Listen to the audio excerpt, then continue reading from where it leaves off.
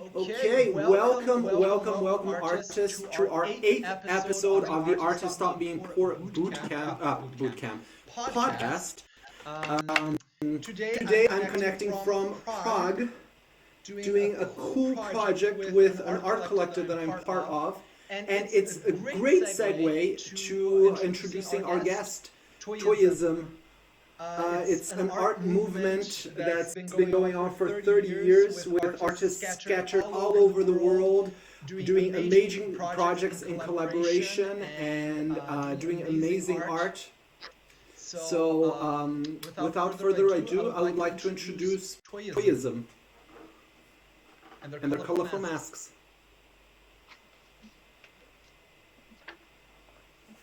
Was that intro accurate? Oh, wait, you're muted. Deho, you're gonna have to unmute yourself. Sure. Now Yes, we go. better now? Yes? Now we're talking. Yeah. Okay. I take off my mask because it's very hard to make myself understandable. So, okay? Yeah, sure. Put off my mask. Sure. Okay. So, okay, guys, welcome to this podcast with Stefan and me as the founder of Toyism. Yeah, what can I say? I talked to Stefan last night about Toyism. We started like in 1992 in the Netherlands. Now we have about 20 artists worldwide in this kind of movement. What is very special in this movement is that the art is in front of us and not the individuation, not the artist himself, but we always wear a mask when we are going outside, when we are taking photos or public. Let just start and have you some questions you can ask me. So I think that's the best way to do it. Okay, I'll start with the questions, and afterwards, I guess everybody will have their own questions in the end. Yeah. So you started, I'm going to make this as mysterious as possible. I'm going to pretend that we didn't talk last night. We had a very interesting conversation, and I was almost scared that it would be so interesting that we would run out of things to talk about. But you told me that you started Toyism as 30 years ago. Would you talk a little bit about the process that led you to start this movement and what you were doing before this, which I found super interesting? Yes, of course. Yes, I started this in 1992, like I said before. First, we started with two other Dutch artists, like the three of us. And from there, we were growing to the group we are now, like 20 artists worldwide. And then we are talking about countries like Iceland, Romania, America, South Africa, Peru, Mexico, China, Australia, Malaysia, Thailand. So they are pretty much all over the world. Our studio, where we are based is like in the Netherlands, and we are now almost 30 years ahead. And what I said before is really important in Toyism, that the art is in front of ourselves. So what we did is we made a kind of a manifesto. We wrote a manifesto in 1992. And this is kind of a recipe. Only the artists involved in this movement, they know this kind of recipe. It's like the recipe of, let's say, Coca-Cola. You know the taste. You can like it or dislike it, but you don't know how it's made. And same is actually with Toyism. Like I said, we have now like 20 artists. 10 of them are female, 10 of them are male. There can be only 26 artists in this movement because that's the number of the alphabet. We have 26 letters. Every artist in Toyism makes up a pseudonym and sign his or her work with this pseudonym. So for us, it's very important that the real name and the real face is not shown to the world. Yeah, and then you got the artists doing their parallel work in some cases, and when they collaborate, when they work with Toyism, they need to get rid of their ego and become a letter of the alphabet. It reminds me a little bit about like Reservoir Dogs when they are the scene that nobody can know who they are, so they're Mr. Black, Mr. Yellow, Mr. Pink, Mr. White.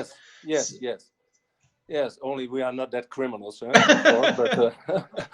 But yes, it's a little bit similar. It's for us. I think in the art in general. I think when I speak about Dutch artists, it's they always put themselves in front. Like, okay, I'm important, and this is what I make. I think we do it the other way. I think. What will be remembered is what we are looking at, the art, and the artist for me is not that important. Of course, he creates it, so in a way he is important, but we prefer to show the art and not our face all the time. So when we are going public, like I said, we wear masks, and but when we give a lecture or a presentation, or we have an open day here in our gallery, of course we are not wearing masks. So it's not like we do this all the time, only when people are taking pictures or videos of us. So make it all even, that we all are the same, and all the same, important or less important, however what you want to see it. I find it very interesting because you guys have a very unique, I would call it personal brand, but it would be like a collective brand in this case. You guys have this very unique brand, yet nobody knows who the individuals are behind that, and I always advise artists to create personal brands, but they're always shy about this idea of putting their face out. And your case just proves that you don't need to put your face up front to create a personal brand, to create a brand identity. Absolutely. I think if you look at a famous artist like Banksy, who is he, right? We all know his name. Maybe it's also a concept. Maybe there are 20 or 30 artists of them. Nobody knows. But do we really need to know? That's the big question, to love the art, what he is making, right? So I think this is the most important, see, what is also counting for Toyism. So it's like a playful way. I think making art is a lifetime process. It's hard work and training. And I think you won't get any better if you don't produce or don't paint or don't create. I think we believe that art is a serious matter, but making it can be fun. And that's what we are doing, right? Sitting alone in your studio all by yourself producing art, yeah, that's maybe nice, but you also want to interact with other people and to learn from each other, inspire each other. And I'm from Holland, but I can assure you, somebody from Peru or America or China, they have a total different background and cultural background. So I can learn from them, and they can learn from us. So I think this is the most richest thing we can have, and especially now in internet times, we can talk to each other very fast. We can show each other's work. We can be on social media. We can do many things to learn from each other. I think this is the biggest quality in this movement. Yeah, and I think it's pretty obvious how well I relate to that idea. Just get this podcast an example. It's we got artists from all over the world that would be very hard to fit into the same gallery, just because they have all these different styles, and they're scattered around the world, and there's a pandemic which doesn't allow us to do this kind of stuff. Yes. But yet here we are connecting and learning from each other and teaching each other. And yes. I think that's something that all artists need to make an active effort. No artist is an island in that sense. Yes. So yes. Yeah, I think it's important to believe in yourself and also believe in your art, and also be open to criticism. So I think, like I said to you yesterday, if you look back to my first paintings, yeah, they are lousy, they're terrible. But this is the process. It's a lifetime process, right? So what I made like 28 years ago is not the same standard what I'm making today. So and maybe in 10 years it's totally different again. And it would be like sad as fuck if in 28 years you didn't get even a little bit better at your art. So yes, of course. But let's go back there. Let's go back to your first art pieces. Tell me a little bit about your first foray into the art world. No, yeah, when I started Toyism, before I had a gallery in the Netherlands. When I graduated from the art academy, I graduated in graphic design, not in painting, by the way. But my first artworks were also like more graphic considered. But yeah, when I started the gallery in Holland in 1990, I had many exhibitions from also students from other art academies. So I wanted to show their work. And like after 2 years, when I came up with the idea already that it's all about collaboration. It's about to be different, to be not the same as what we had before. And of course, we had the post-modernism, but I want to be like creating a standalone movement, something what is totally different. Of course, inspired about of other movements what we had before, like surrealism and cubism. I'm a big fan of Picasso and Dali. So I just wrote many things on paper. What can be different? What can we do otherwise? And I found two other guys who worked with me, and together we wrote this kind of manifesto. It's called Mother. It's like our basis for everything we do. It's secret. It's only written for the artists who are in this movement. So, but like 7 years later, like 1999, one of the artists, his wife, died, and the other one decided to do totally something different. So it was just me there, and then I traveled for a year to focus on other things, and also maybe to make new friends, maybe meet new artists. And when I came back in 2001, I decided to rewrite the manifesto and open it up for new artists to join. Like I said, then came the idea to make it up to 26, like the numbers of the alphabet, the letters of the alphabet. And like we have now like 20, but we can have 6 more. Every artist who joined Toyism will have a training of 6 months, because we want to be sure that he can apply also our technique, because even though our work doesn't look like a Rembrandt or a Velasquez, but it's still very technical. So you must be having a straight hand, like a surgeon, to do this, and also like to do this, because we produce only a couple of paintings per year. If I look back to my work, I make maybe only 4 or 5 paintings in commission per year. It doesn't allow me to do more, because the technique is like this. Every color is painted in so many layers. So also many artists don't like this kind of technique, so they want to produce 1 day or 2 days.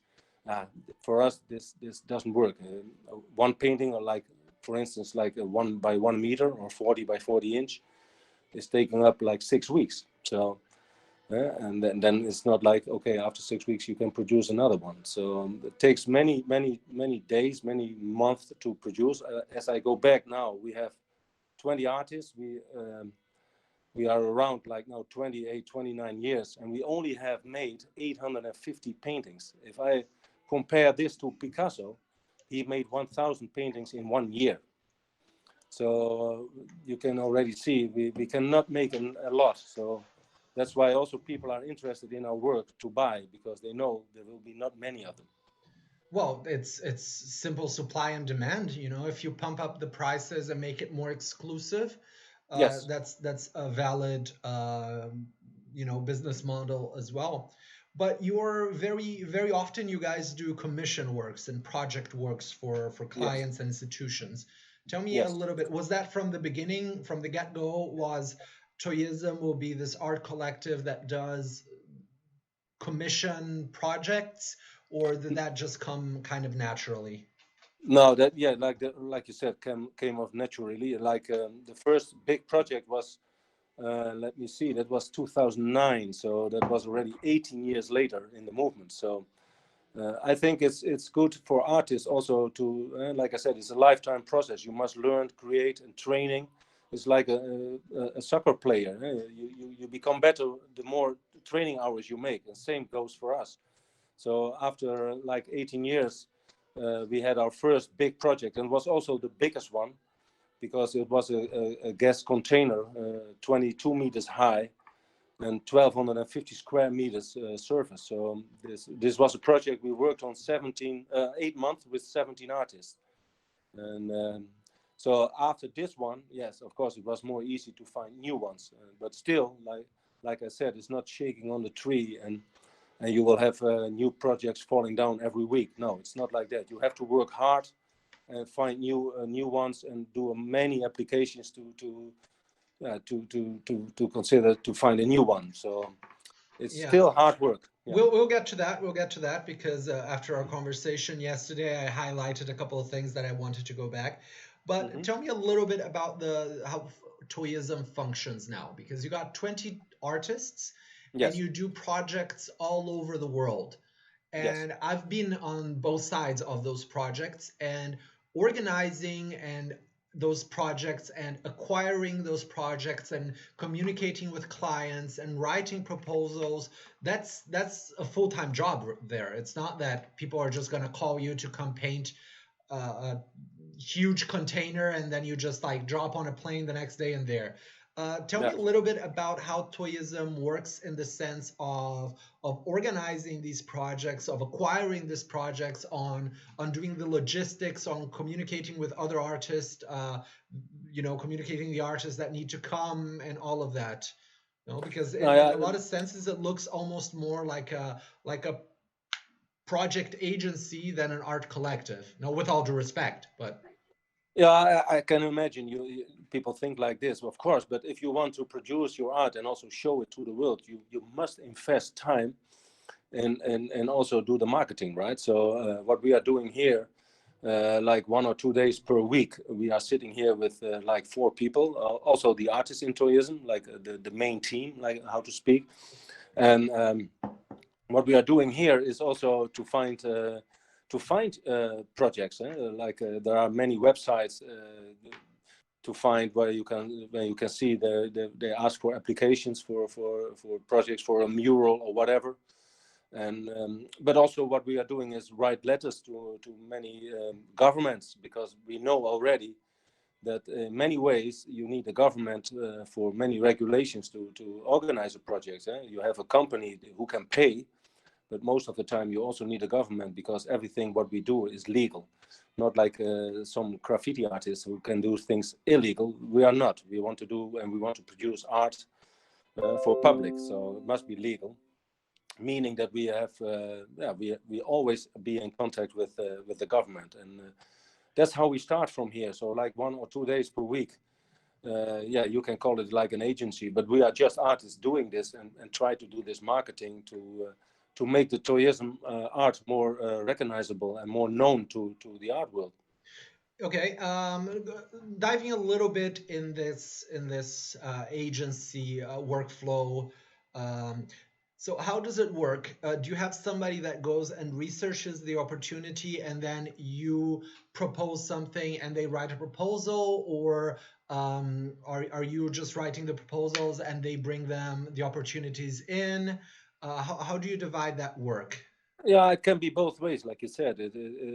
We of course see many things on the internet when they ask for applications, for proposals, but that's one way. But also we like the cold turkey letter, right? We just write letters to people we think they can be interesting for us, and also to governments. And also we travel a lot. So if you travel and you see like a building what needed to be transformed, what we think needed to be transformed, we try to get an appointment with the government, the local government there, and in many ways they really don't know what to do with, let's say, an old water tower. Like in this example, we did a water tower in Iceland, and but when I came there to visit one of the Toyists who lives in Iceland, I saw this old water tower and I said, why you didn't tell me? Because this is a cool project for us. And he said, I never thought about this. But so I asked him, I said, do you know somebody here from the government? Because we know this is the way to go. And he said, yes, my mom was a classmate of the mayor here. So I said, no, that's a good deal. Let's have an appointment in a couple of days. And we did. So, and this mayor, he never thought about that. Maybe this water tower could be transformed in an art piece. So he said, "Okay, I want to help you guys. I'm sure I can do some finance for you. I can maybe organize the scaffolding. I can organize a hotel for you. But you also need to do some stuff yourself." So we set up a crowdfunding project. And 1 year later, we had enough money to do the whole project. So we had the paint, we had the cost for staying there, for eating, for drinking, for the whole thing, and also have have a fee for working there. So yeah, every project is one of itself, right? You cannot compare one to another. So it's like you do it yourself. You find the way, and then you try to find the right people and organize it. And sometimes you are lucky, and sometimes you are not. It's also like this. Yeah. Yeah. Okay. And so you guys been working on these kind of projects for a couple of years, and it's just like these kind of things have so much moving parts that you don't really know what to expect. But if you would come up with a couple of tips from these years of doing this kind of project, if 2 or 3 things that as artists, when we're proposing these projects or developing these projects, that we should have in mind, what would you say, are your first steps into making sure that these projects go on smoothly? I think it's always important to find the right people around you.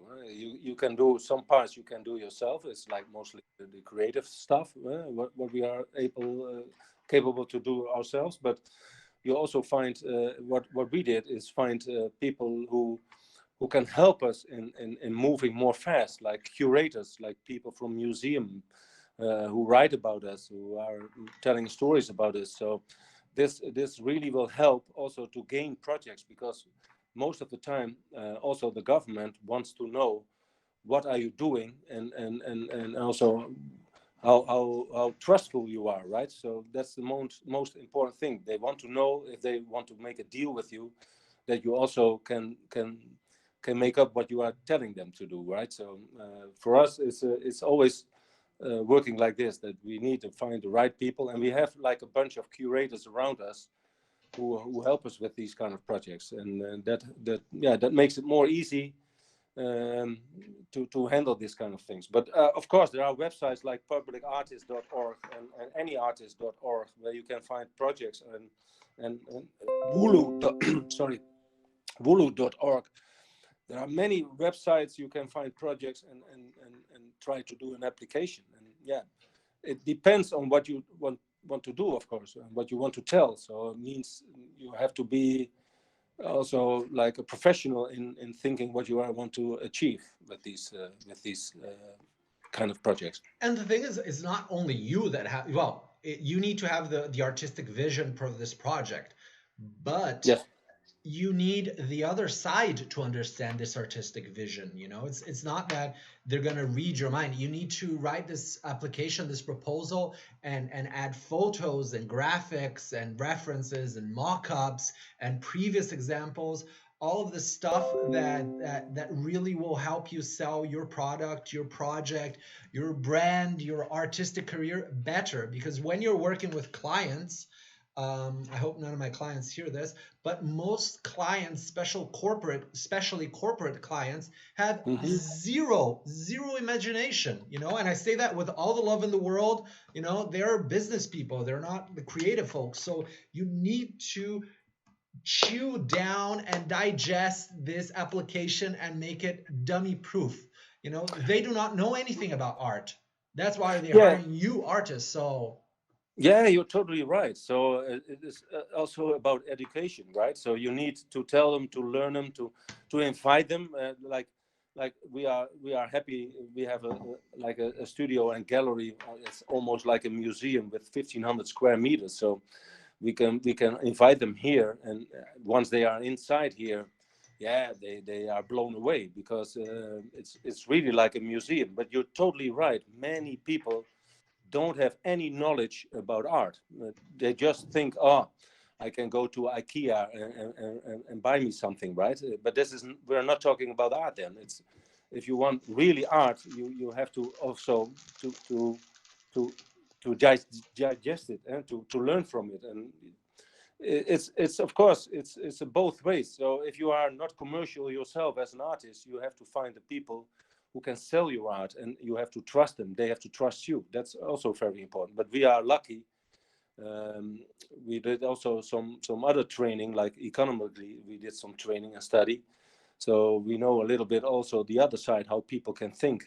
So then we know how to say things to get them inspired and to get them involved in this kind of movement, to buy something and to want to do a project with us.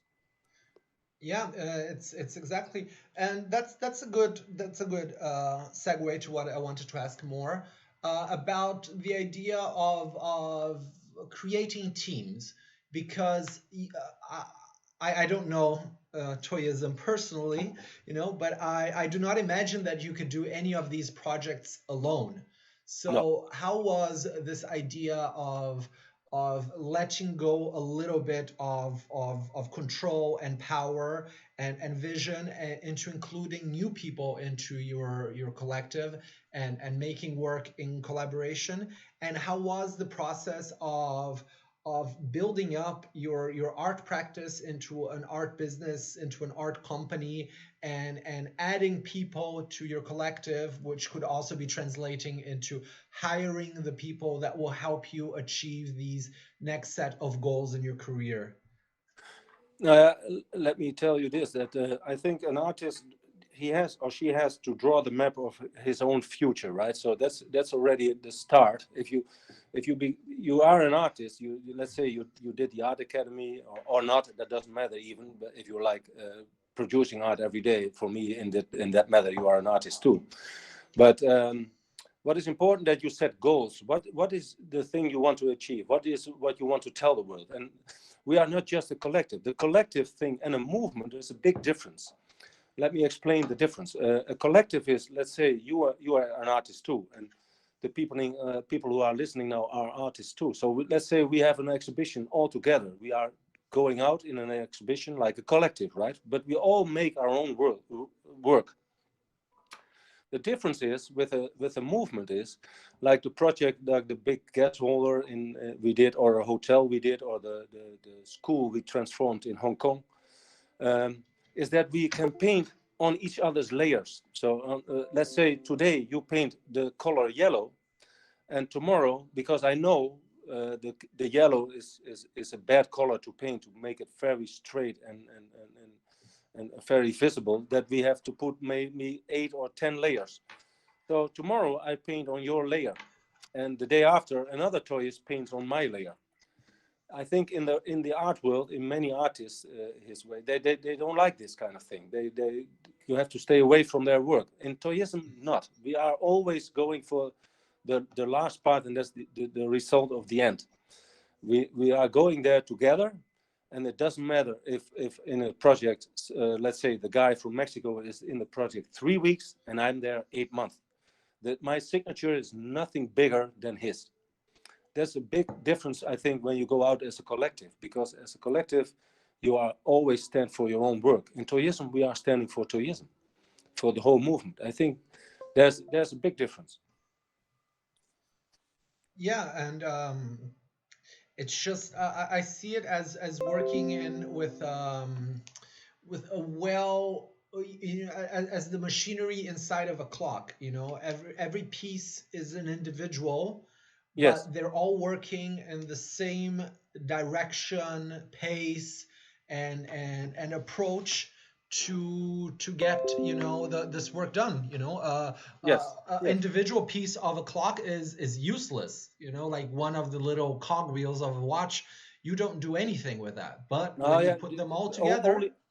Yes, I'm sorry to interrupt, but that's only, of course, in like a project. Mm-hmm. If the artist makes his own work, of course, his work is meaningful. So, but if we do a project, we know we have to do many layers, we have to do many things. So then each toyist can paint on the other artist's work. So that's not a problem for us. But if you make your own painting or your own sculpture, then it's just your pseudonym what is there. So not like the others who are not working in this kind of thing. Interesting. And how do you find your artists, or how do they find you? No, yeah, there are 3 ways actually. I travel a lot myself, so when I go around the world, I always visiting studios, galleries, and when I think, whoa, this person can be a good artist in Toyism, I just invite him and tell him how we operate, how we do things, and if it's something for him or her. artists, of course, can find us through the website. That's another way. And also artists can be, because of Toyist artists who can find another artist already. So meaning that, yeah, we have like 3 ways to find more artists. But we are not looking for to have this number 26 directly to number 26. For us, that's not important. We only want people who are really fit in this movement, who can bring something new to the movement, who be serious, and who also think art, what we are doing, matters. That's very important. Yeah, and it has to be people that you're cool working with, you know, that they're cool to hang around. Yes, yes. Of course. Yes, yeah, of course, yeah. Yeah. And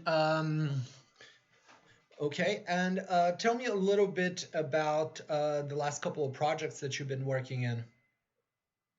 And obviously, what difference had the pandemic brought to something like this, because it's very public art. So yeah, no, the last year, of course, I think I can speak for many artists now that yeah, the whole world is upside down. So that means that we had 2 projects for last year. They're all yeah, we have to wait if they're still going on. So the whole pandemic is like a problem for any artist, I think.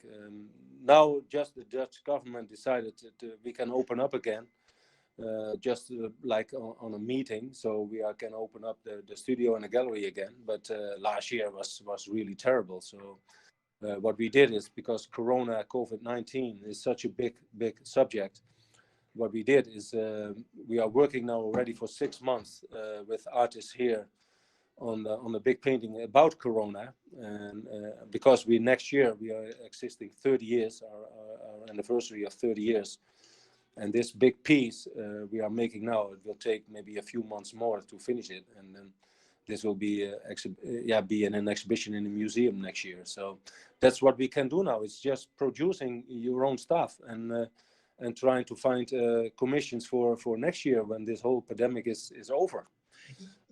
Yeah, and especially with what you guys do, it's such a big picture approach, you know, because some of these projects that you're doing now will be executed in 6 months, 8 months, 9, 12, Yeah, you know, just like yes. endless back and forth and negotiations and time frames and whatnot. So it really feels like you really need to plan this stuff.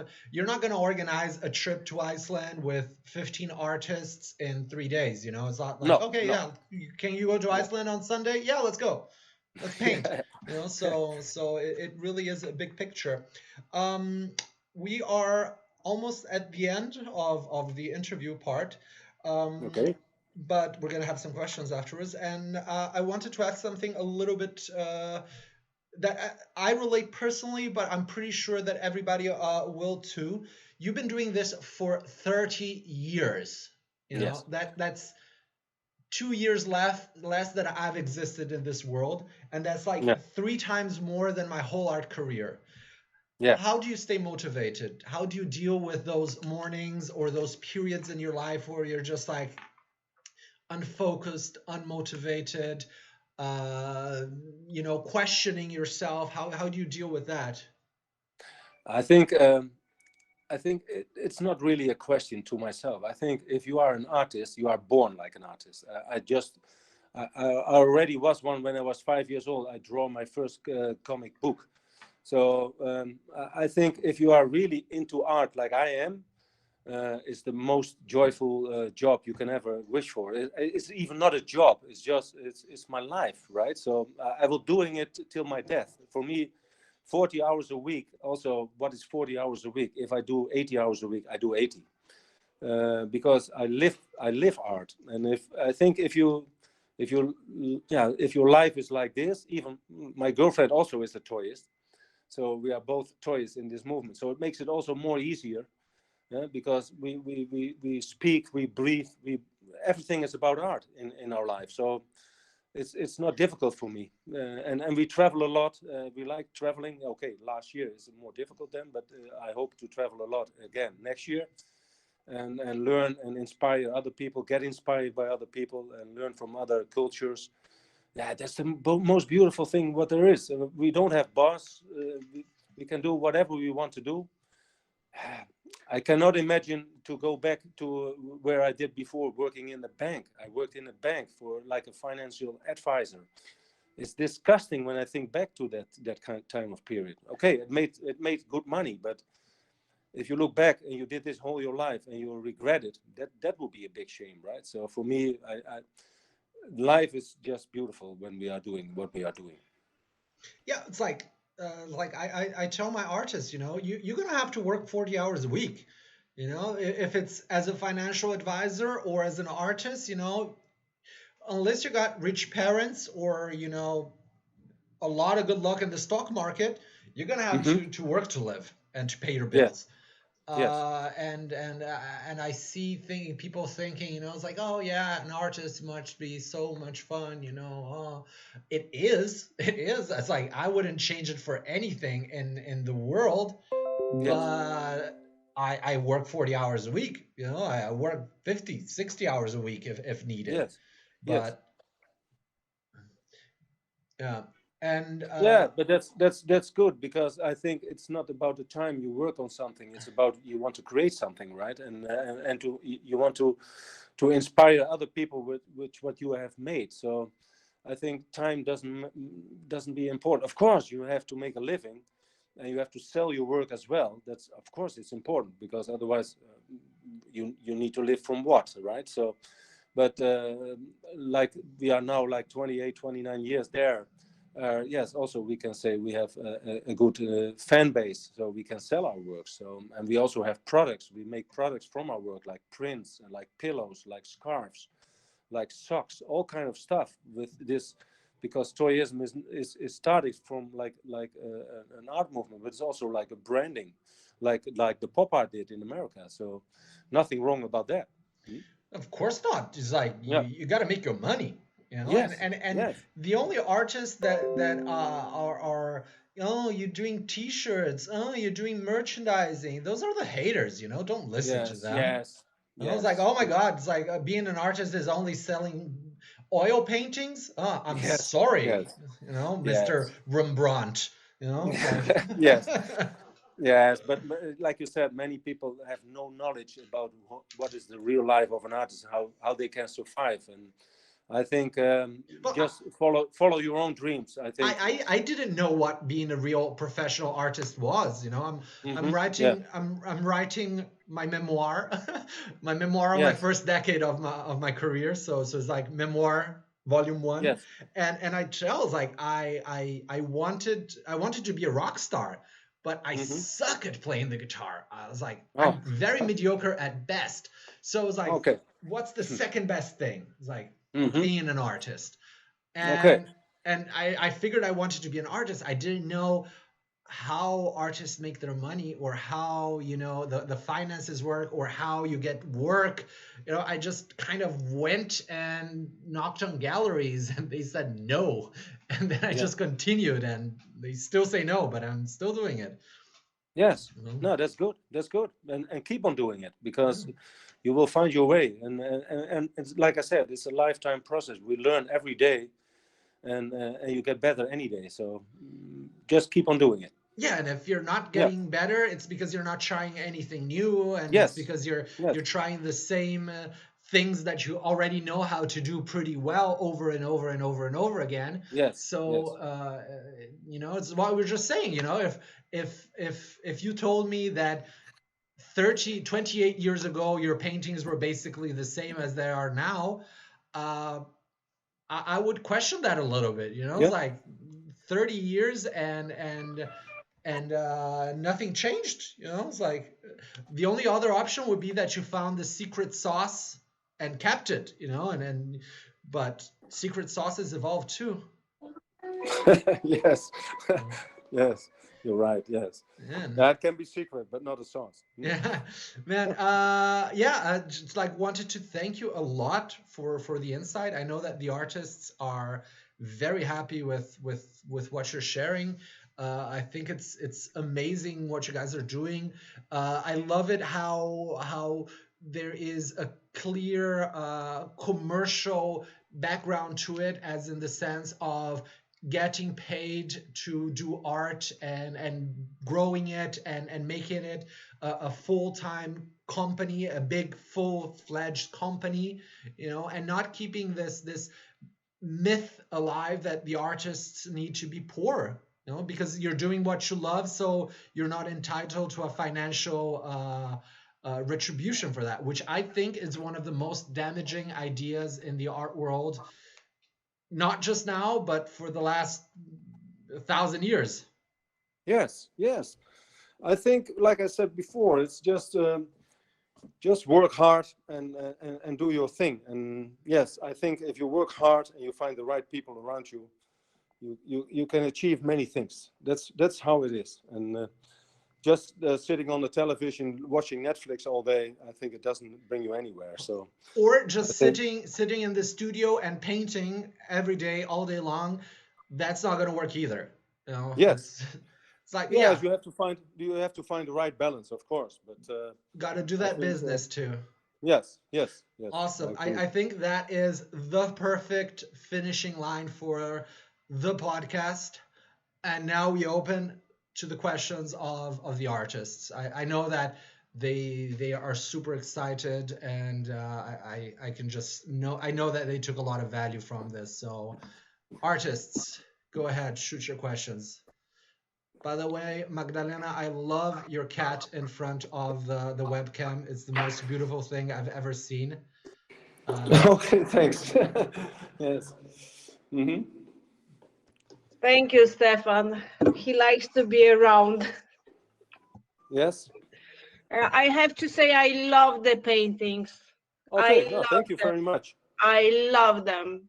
Yes. Really my cup of tea. I love the colors. I love the expression, everything about them.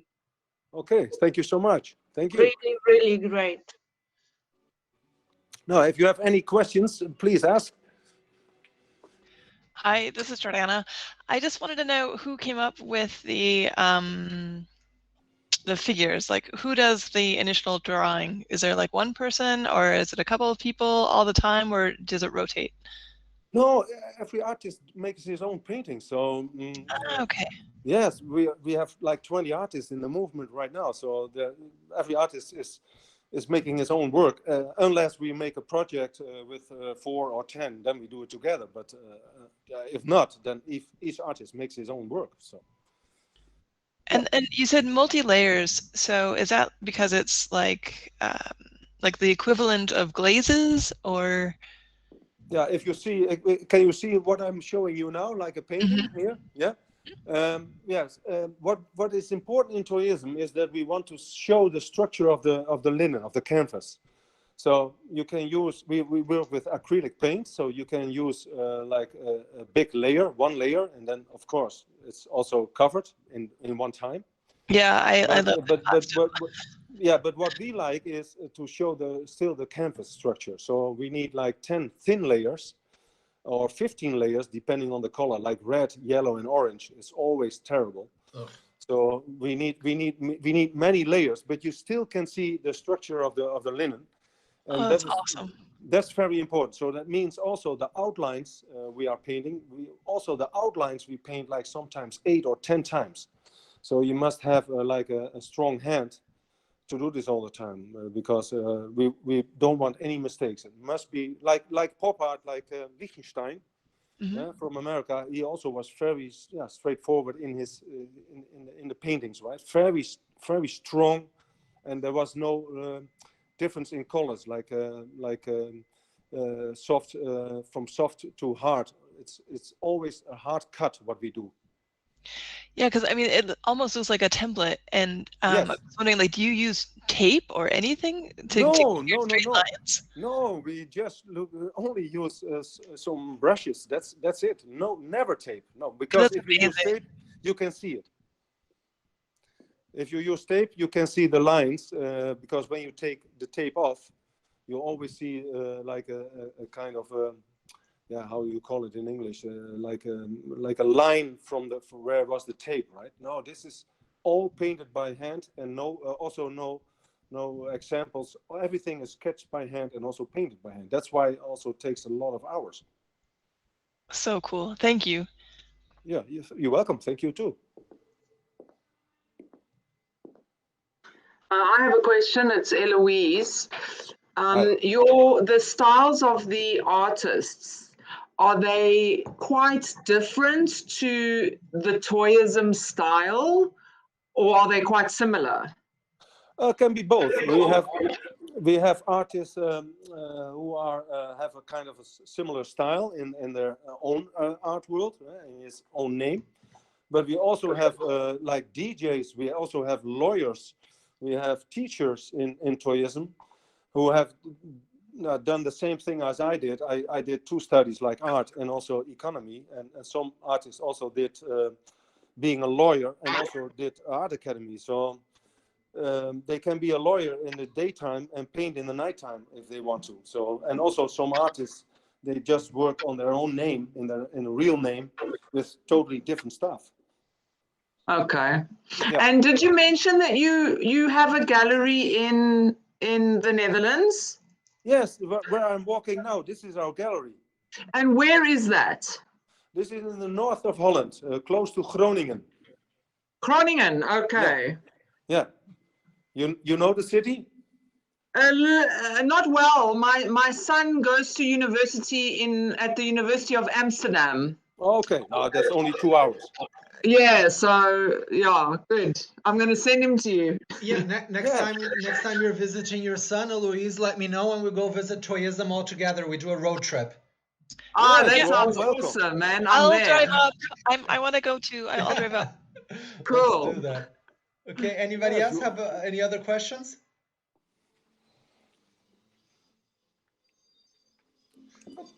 Okay. I guess you can always write down to Toyism. I think he will love to help out. With that said, this is the podcast. Thanks all for joining in. Sorry about the technical difficulties at the beginning, traveling. I'd like to thank again Toyism for joining us. And, next week, another podcast, another episode. Okay, thank you so much, Stefan, and all the guys around you. Okay, thank you very much. Thank See you you. soon. Bye Thanks, bye. everyone. Bye-bye.